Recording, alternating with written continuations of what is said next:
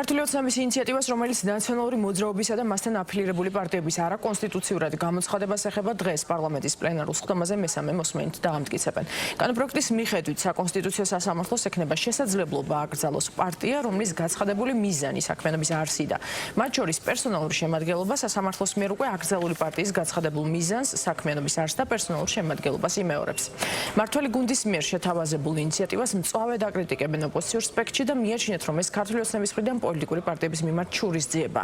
მმართველ გუნდში კი აცხადება, რომ ნაციონალური მოძრაობისა და მისი სატელიტი პარტიების არაკონსტიტუციურად გამოცხადების საჭიროება პარლამენტის დროებითი საგამოძიებო კომისიაზე კიდევ ერთხელ გამოჩნდა და სწორედ საგამოძიებო კომისიის დასკვნის საფუძველზე მიმართავენ ისინი საკონსტიტუციო სასამართლოს.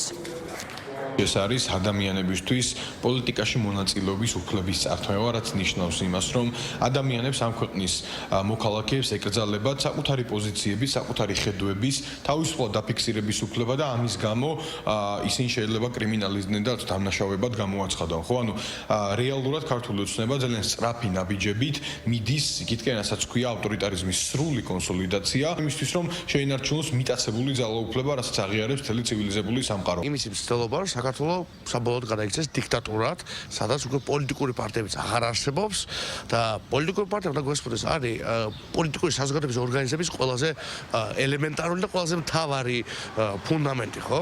რომელიც წარმოადგენს საზოგადოების გარკვეული ფენების და ჯგუფების ინტერესებს. ამიტომ ეს ნიშნავს, რომ პოლიტიკური პარტიის გაუქმების სურვილი ნიშნავს, რომ გაუქმება ადამიანები, ვინც მხარს უჭერენ ამათვე პოლიტიკას. ეგრეთ წოდებული მთავრობა ტყუილ მოლოდინებს ქმნის მუდმივად ჩვენს მოსახლეობაში. მაგალითად ეს მოხდა პარტიების აკრძალვასთან დაკავშირებით, იმიტომ რომ ჩვენ ნახეთ დაანონსებული აკრძალვა ნაციონალური მოძრაობის, რომელიც რაღაც მომენტში გადაიდო. დღესდღეობით არსებული პროტესტი წარმოადგენს პრობლემას ქართული ოცნებისთვის და ისინი მუდმივად ცდილობენ განსხვავებული აზრის დევნას ჩვენს ქვეყანაში, რასაც ემსახურება ბოლო დროის მიღებული კანონებიც. უნდა დაადგინოს, რომ არც ერთ ადამიანს, რომელსაც ჩაიდინა ბოროტება, დანაშაული არ კონდეს საშუალება სახისა და აბრევიატურის შესვლით კვლავ დაუბრუნდეს იმ პოზიციას, რომელშიც იგი ცნობილია როგორც პოლიტიკური სუბიექტი.